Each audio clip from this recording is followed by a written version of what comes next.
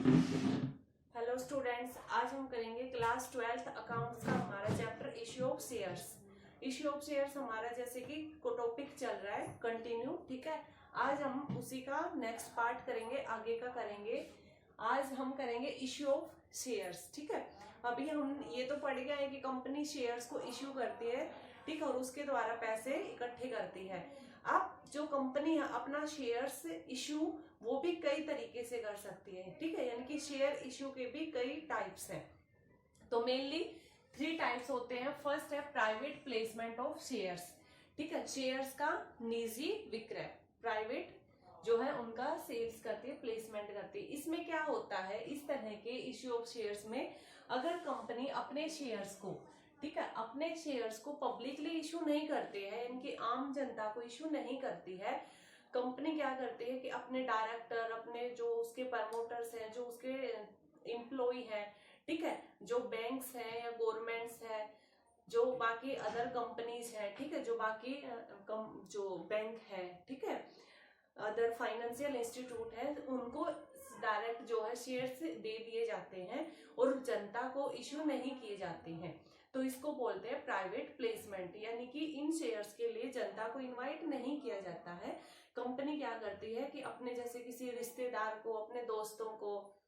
अपने एम्प्लॉयज को, डायरेक्टर्स को या फाइनेंशियल इंस्टीट्यूट्स, बैंकों को, इनको ही वो शेयर्स अलॉट कर देती है, ठीक है, और जनता को उसके बारे में इन्फॉर्म नहीं किया जाता, बताया भी नहीं जाता है। तो इसको बोलते हैं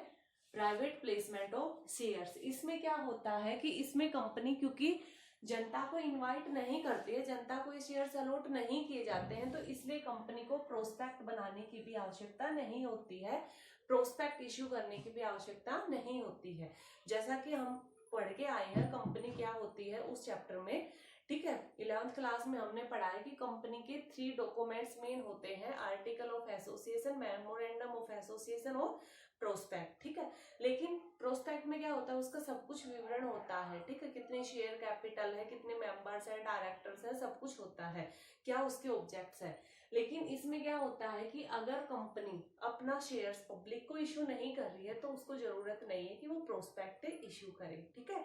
इसके बजाय वो क्या करती है, स्थानापन्न प्रविवरण जारी करती है, यानी कि statement in lieu of prospect, ठीक है। प्रोस्पेक्ट की बजाय उसी का एक अदर रूप है, ठीक है, उसी का एक संक्षिप्त छोटा रूप है जिसको बोलते हैं statement in lieu of prospect, या हिंदी में कहेंगे स्थानापन्न प्रविवरण, ठीक है। इसको इश्यू किया जाएगा, प्रोस्पेक्ट को इश्यू नहीं किया जाएगा। उसके बाद इसी में एक अलग टाइप आता स्वीट इक्विटी शेयर्स, ठीक है। ये स्वीट इक्विटी शेयर्स क्या है, अलग एक छोटा सा टॉपिक है। स्वीट इक्विटी शेयर्स क्या है, ये भी क्या होता है कि ऐसे शेयर्स होते हैं, ठीक है, ऐसे शेयर्स जिन्हें कंपनी जनता को इश्यू नहीं करती है। कंपनी क्या करती है कि अपने एम्प्लॉइज को, अपने डायरेक्टर्स को, ठीक है, जो उसके अंडर में जो वर्कर काम कर रहे हैं उन्हें शेयर्स इश्यू कर देती है, ठीक है। और किसके बदले में इश्यू करती है कि उनको, जैसे किसी डायरेक्टर ने, किसी व्यक्ति ने अच्छा काम किया, ठीक है, उसने बहुत अच्छा काम किया, उसको सैलरी तो मिल ही रही है, साथ में कंपनी क्या करती है कि उस एम्प्लॉय को मोटिवेट करने के लिए उसको शेयर इश्यू कर देती है, ठीक है। या फिर जो है किसी उसमें कोई एक डायरेक्टर ने अच्छा डिसीजन लिया जिसकी वजह से कंपनी को लाभ हुआ, तो डायरेक्टर को भी कंपनी क्या करती है, उसको सैलरी तो मिल ही रही है, एक्स्ट्रा जो है उसको कुछ शेयर्स भी इश्यू कर देती है, ठीक है। ये शेयर्स मेनली क्या किए जाते हैं, ये शेयर्स मेनली डिस्काउंट पर इश्यू किए जाते हैं। मतलब कि देखिए, अगर उसको फुल वैल्यू पर इश्यू हो रहे हैं तो उस डायरेक्टर्स को, उस एम्प्लॉय को क्या फायदा, ठीक है। यानी कि 100 रुपए का शेयर्स कंपनी उन्हें 100 रुपए में ही दे रही है, तो उन्हें तो कोई बेनिफिट नहीं हुआ इससे, जबकि कंपनी तो उन एम्प्लॉय को मोटिवेट करना चाह रही है, उन्हें रिवार्ड देना चाह रही है। तो कंपनी क्या करेगी, इस 100 रुपए के शेयर्स को उस एम्प्लॉय को 95 रुपए में देगी कि भाई आपको ये 5 शेयर्स कंपनी दे रही है, 10 शेयर्स दे रही है, ठीक है, फेस वैल्यू इनकी 100 रुपए है, और आपको जो है आपने अच्छा काम किया है, आप अच्छे वर्कर हो इस साल के, तो आपको 95 रुपीज में दे रही है, यानी कि उस वर्कर को सिर्फ 95 रुपीज ही देने पड़ेंगे, और जबकि उस शेयर की कीमत 100 रुपए है। यानी कि जब कंपनी उस शेयर्स के भुगतान करेगी, ठीक है, उस शेयर्स का रिडीम करेगी, जब उनका पैसा लौटाएगी, पाएगी आपने हर शेयर का। तो जो शेयर्स इस कंपनी ने इस व्यक्ति को दिया था 95 में, अब कंपनी जब उसका भुगतान कर देगी, ठीक है, 2 साल 4 साल 10 साल बाद, तब कंपनी इस व्यक्ति को वापस 100 रुपए देगी। और साल के जितने सालों में,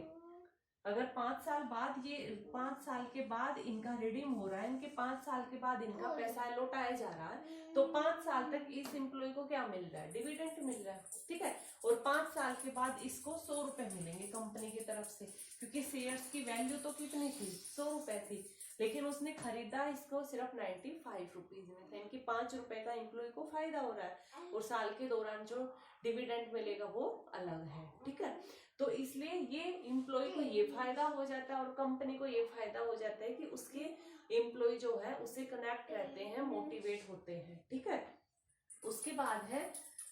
ये हमारा स्वीट इक्विटी शेयर्स। हाँ, इन शेयर्स को कोई भी एम्प्लॉय जिसे भी ये शेयर इशू किए जाएंगे, वो इनको 3 ईयर तक, ठीक है, 3 साल तक बेच नहीं सकता है। इनकी 3 सालों तक उसे ये शेयर्स अपने पास रखने होंगे, ठीक है। इन शेयर्स को वो किसी और को नहीं दे सकता। हाँ, 3 साल के बाद वो किसी और को दे सकता है। जैसे एक ए वर्कर था, किसी कंपनी में काम करता है, उसने बहुत अच्छा काम किया, ठीक है। कंपनी ने उस एम्प्लॉय को क्या किया, 100 रुपए के 2 शेयर्स इश्यू कर दिए, इनके 200 रुपए के शेयर इश्यू कर दिए, लेकिन इसको इश्यू करे हैं कितने में, 195 में, ठीक है, 195 में या 190 में इसको इश्यू करे हैं। तो इसने क्या किया, इसने 190 रुपए दिए ए ने कंपनी को, और ये 2 शेयर्स ले लिए 200 रुपए के। अब क्या करेगी कंपनी, वो कम से कम उसको 2 साल तक तो ये अपने, 3 साल तक अपने पास रखने पड़ेंगे। उसके बाद अगर ए को सोच रहा है कि मैं इन शेयर्स को, मेरे को कुछ ज्यादा बेनिफिट नहीं हो रहा है, मेरे को पैसे की जरूरत है, तो ये उन शेयर्स को क्या करेगा, किसी दूसरे व्यक्ति को भी दे सकता है। यानी कि ए ने इन शेयर्स को क्या कर दिया,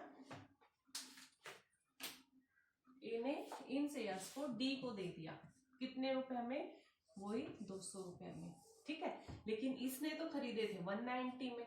और उसने दे दिए 200 पे, यानी कि उसको यहाँ पे बेनिफिट हो रहा है,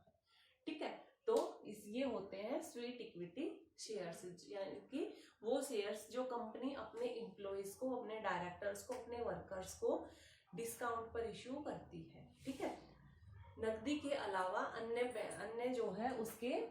नकदी के अतिरिक्त इनको इश्यू किया जाता है। यानी कि कई बार क्या होता है कि किसी डायरेक्टर ने अच्छा काम किया, उसको सैलरी के अलावा एक्स्ट्रा ये शेयर इसको इश्यू कर दिए जाते हैं, ठीक है।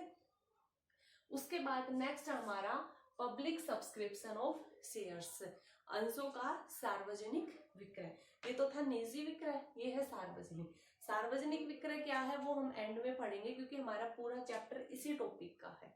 ठीक है। तो उसके बाद जो थर्ड है वो हम एक बार पढ़ लेते हैं, वो छोटा सा पॉइंट है। हमारा मेन जो चैप्टर वो पूरा पब्लिक इश्यू के ऊपर ही है। तो थर्ड है हमारा issue of shares for consideration other than cash. इसमें क्या होता है, कंपनी अपने शेयर्स इश्यू तो करेगी, ठीक है, लेकिन वो क्या करेगी, कैश के बदले में, अदर प्रतिफल, अदर कंसिडरेशन के बदले करेगी। इनकी कंपनी ने किसी को शेयर्स इश्यू तो किया है, ठीक है। अभी मैं एक बार ये साफ कर देती हूँ। इनकी कंपनी ने वो शेयर इशू किया है, लेकिन उसके बदले में उसने कैश नहीं लिया है, कुछ और एसेट्स ली हैं। इनकी जब कंपनी किसी को शेयर्स देती है तो बदले में उसको क्या मिलता है, कैश, ठीक है। बदले में उसको क्या मिलता है, कैश मिलता है। किसी को शेयर्स, कंपनी ने क्या किया, किसी को शेयर्स दिया और बदले में उसको कैश मिला है, ठीक है। लेकिन यहाँ पे क्या होता है कि यहाँ पे कंपनी जो है किसी से, जैसे कंपनी ने किसी से क्या किया है, कोई एसेट्स खरीदी है, ठीक है, कोई एसेट्स खरीदी, कोई जमीन खरीदी, कोई कुछ भी मशीनरी खरीदी। और कंपनी को अगर जब हम एसेट्स खरीदते हैं तो हमें क्या देना पड़ता, पैसे देने पड़ते हैं, लेकिन कंपनी ने उस एसेट्स के बदले में क्या दे दिया, शेयर्स दे दिए, ठीक है। इनकी कंपनी ने एसेट्स खरीदी है और बदले में शेयर्स दे दिए, तो यहाँ पे कैश का कोई लेन देन नहीं हुआ। तो इसे ही बोलते हैं issue of shares for consideration other than cash, यानी कि नगद के अलावा अन्य प्रतिफल, ठीक है, हिंदी में। जैसे अगर हमारी क्या होती है, जैसे हमारा जैसे किसी ने कोई कंपनी कोई एसेट्स खरीदती है तो वो क्या एंट्री करेगी, सैंड्री एसेट्स, ठीक है, कोई भी एसेट्स, सैंड्री एसेट्स मतलब कोई भी एसेट्स उसने खरीदी है। Sundry assets account debit to vendor, यानी कि बेचने वाला, जिसने भी वो संपत्ति बेची है, इनकी कंपनी ने जिससे भी खरीदी है वो, तो एसेट्स टू वेंडर। अब जब वो इस वेंडर को भुगतान करती है तब क्या एंट्री होती है, vendor account debit, vendor account debit to, हम मेनली क्या लिखते हैं, टू कैश, कि नकदी में भुगतान कर दिया। लेकिन यहाँ पे नकदी में भुगतान नहीं किया है, शेयर्स दिए हैं, तो यहाँ पर हम क्या आएगी, नकदी में भुगतान नहीं किए, यहाँ पे शेयर्स इश्यू करे हैं, तो टू शेयर कैपिटल, ठीक है, ये एंट्री हमारी हो जाएगी। ठीक है, तो ये होता है जब कैश को शेयर्स को कैश के अलावा अन्य किसी एसेट्स के बदले में इशू किया जाता है। उसी के तरह जैसे कोई प्रमोटर्स है जिन्होंने कंपनी को बनाया, स्थापित किया है, ठीक है, तब भी कंपनी उन प्रमोटर्स को कैश देने की बजाय अपने शेयर्स दे देती है जिन्होंने उस कंपनी को स्थापित किया है। तब वो क्या एंट्री करेगी, जैसे इनकॉर्पोरेशन कॉस्ट, इनकी कंपनी को बनाने के, ठीक है, कंपनी को स्थापित करने तक जितनी भी लागतें आती हैं वो सारी, तो incorporation cost to share capital, तो हमारी क्या हो जाएगी, incorporation cost to share capital, इनकी स्टार्टिंग में कंपनी को एस्टेब्लिश करने तक की जितनी भी लागतें हैं वो, और उनके बदले में कंपनी ने शेयर्स दिए हैं प्रमोटर्स को। ठीक है, तो ये था हमारा थर्ड टाइप्स। अब है हमारा मेन, जो अभी मेन टॉपिक जो हमें करना है कि पब्लिक सब्सक्रिप्शन ऑफ शेयर्स, ठीक है, शेयर्स का सार्वजनिक विक्रय। इसमें क्या होता है, इसमें कंपनी अपने शेयर्स को जनता में इश्यू करती है, पब्लिक में इश्यू करती है। ठीक है, जैसे हमने फर्स्ट पढ़ा था प्राइवेट, उसमें तो निजी लोगों को कर दिया, इसमें क्या करती है, वो पब्लिक को इनवाइट करती है, पब्लिक को शेयर इश्यू करती है। तो सबसे पहले इसकी पूरी प्रोसेस होती है, ठीक है, पब्लिक सब्सक्रिप्शन की पूरी एक प्रोसेस होती है। क्या प्रोसेस होती है, सबसे पहले वो क्या करेगी, प्रोस्पेक्ट इश्यू करेगी, प्रोस्पेक्ट इश्यू करेगी कंपनी। उस प्रोस्पेक्ट में क्या है, उस प्रोस्पेक्ट में कंपनी का सब कुछ डिटेल होती है, क्या नाम है, क्या एड्रेस है, उसके क्या ऑब्जेक्ट्स हैं, कितनी उसकी शेयर कैपिटल है, वो कौन कौन से शेयर इश्यू कर रही है, सब कुछ उसमें डिटेल होती है। ठीक है, जैसे आप लोग किसी कॉलेज में एडमिशन लेते हो तो हम कॉलेज की क्या लेके आते हैं, स्कूल की क्या लेके आते हैं, सबसे पहले प्रोस्पेक्ट। ठीक है, उस प्रोस्पेक्ट में उस कॉलेज का सब कुछ वर्णन होता है। ठीक है, कि क्या नाम है, कब बना था, कितना स्टाफ है, कितने स्टूडेंट है, सब कुछ वर्णन होता है, तो वही इसमें है प्रोस्पेक्ट। नेक्स्ट है, उसके बाद क्या प्रोसेस होती है, रिसीव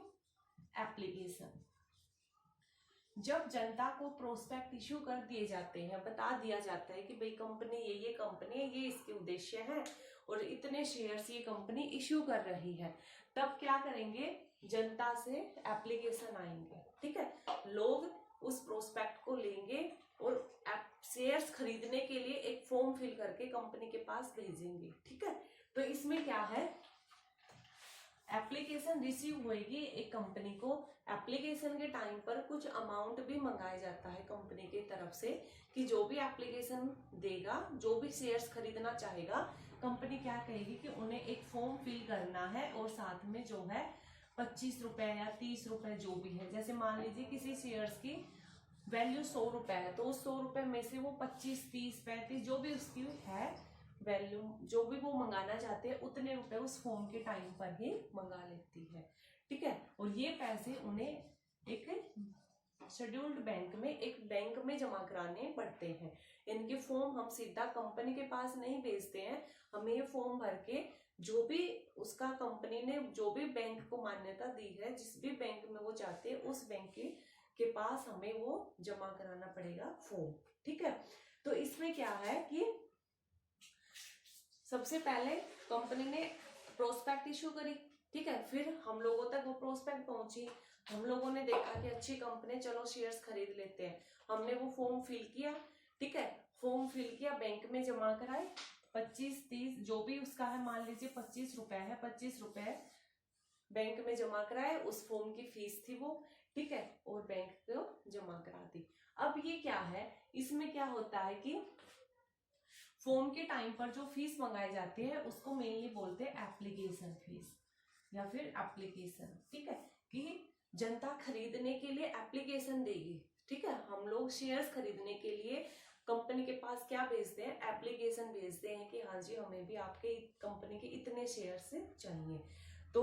वो हम क्या करेंगे, एप्लीकेशन भेजेंगे और उसके टाइम पे कुछ अमाउंट भी हमारे द्वारा दिया जाएगा, ठीक है। जैसे हमने फॉर्म कॉलेज से प्रोस्पेक्ट लिया है, अब हमें अच्छा कॉलेज पसंद आ गया, हम उस फॉर्म को भर के उस कॉलेज में सबमिट करा देंगे, ठीक है, तो उस फॉर्म को सबमिट कराने के टाइम पे हर कॉलेज की थोड़ी मोड़ी फीस होती है, ठीक है, उसके बाद अगर हमारा उसमें नंबर बढ़ गया तो ठीक है एडमिशन हो जाएगा,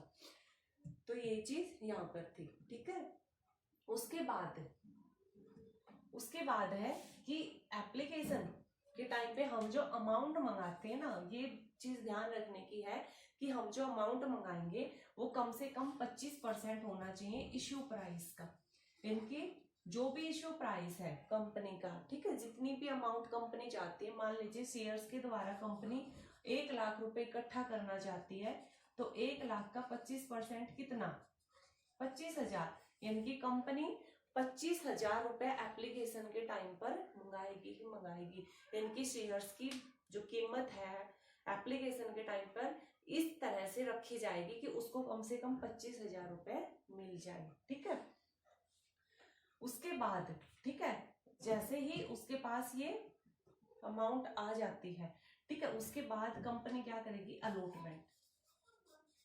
क्या करेगी, अलॉटमेंट, तो 3rd नंबर पे कंपनी अलॉटमेंट करेगी, यानी कि कंपनी के पास एप्लीकेशन पहुंच गई है, अब कंपनी अलॉटमेंट करेगी, यानी कि जिन्होंने भी एप्लीकेशन भेजी थी शेयर्स खरीदने के लिए, कंपनी उन लोगों को शेयर दे देगी, ठीक है, लेकिन इतना भी आसान नहीं है, कंपनी को कब शेयर दे सकती है, जब कंपनी के पास मिनिमम सब्सक्रिप्शन आ जाए, ठीक है, कंपनी के पास मिनिमम सब्सक्रिप्शन आ जाए। अब ये मिनिमम सब्सक्रिप्शन क्या है, ये है कि कंपनी को, ठीक है, मिनिमम सब्सक्रिप्शन क्या है, ये वो चीज है जो अकॉर्डिंग टू सेबी के अनुसार, ठीक है, जो security and exchange board of India होती है, जो पूरा कंपनी इसके शेयर्स मार्केट के ऊपर निगरानी रखती है, ठीक है, उसको बोलते हैं सेबी। सेबी के अनुसार कंपनी का इश्यू प्राइस जो भी था, ठीक है, इश्यू प्राइस का 90% तक की वैल्यू, ठीक है, इश्यू प्राइस के 90% तक की वैल्यू अगर उसको एप्लीकेशन के टाइम पर मिल जाती है तो कंपनी अपने शेयर अलॉट कर सकती है, यानी कि अगर कंपनी 100 रुपए जनता से मंगाना चाहती है तो उसको 90 रुपए एप्लीकेशन के टाइम तक आ जाने चाहिए उसके पास, ठीक है, तो इसको बोलते हैं मिनिमम सब्सक्रिप्शन। ये मिनिमम सब्सक्रिप्शन क्यों होता है, क्योंकि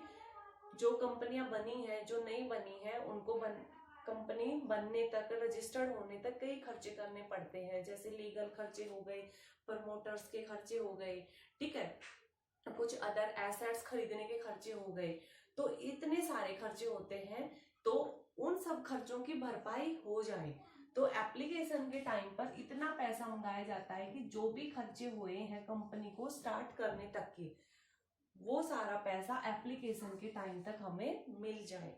ठीक है, तो जो भी खर्चे हुए हैं वो सारा खर्चा कंप्लीट हो जाए, उतनी अमाउंट हम एप्लीकेशन के टाइम पर मंगाते हैं, और इसे ही बोलते हैं मिनिमम सब्सक्रिप्शन, जो कि मेनली सेबी ने तय किया है इश्यू प्राइस का, जो भी शेयर्स इश्यू करे हैं उसका 90% तक उसको मिल जाना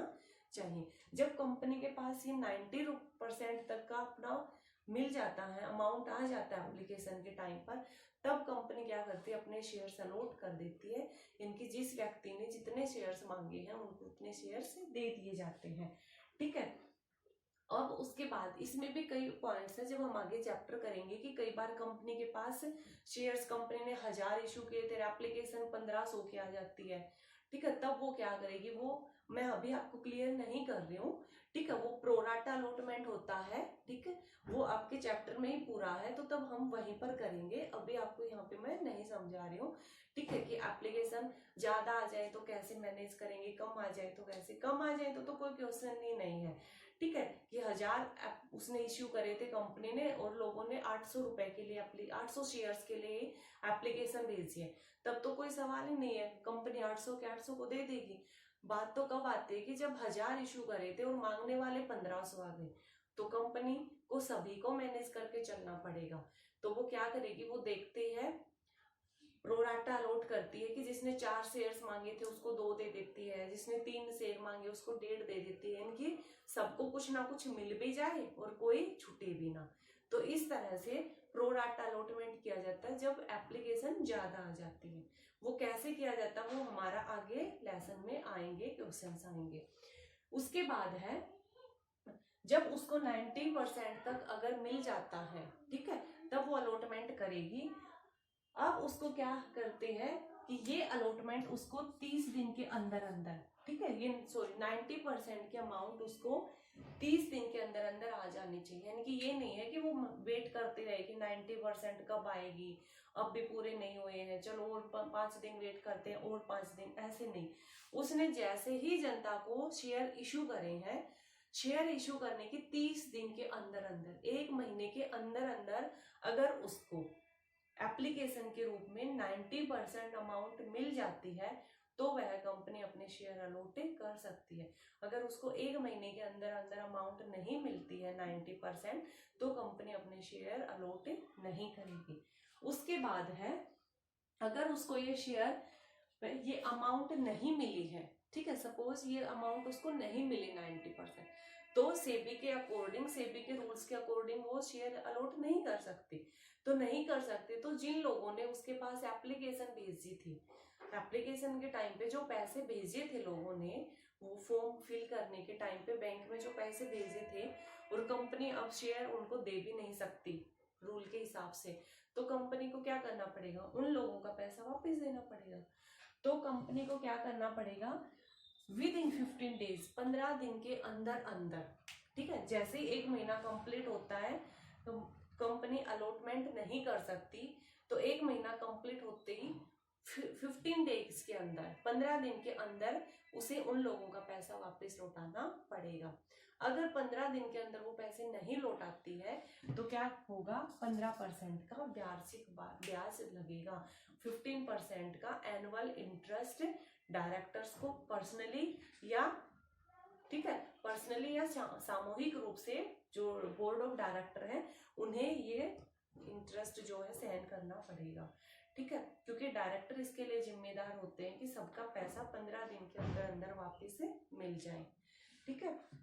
उसके बाद है अगर अलॉटमेंट हो जाती है, अमाउंट मिल जाता है तो अलॉटमेंट हो जाती है, जिसने जितना शेयर्स खरीदना चाहे उसको अलॉट कर दिया जाए। नेक्स्ट है मेक कॉल्स, यानी कि जब अलॉटमेंट हो जाती है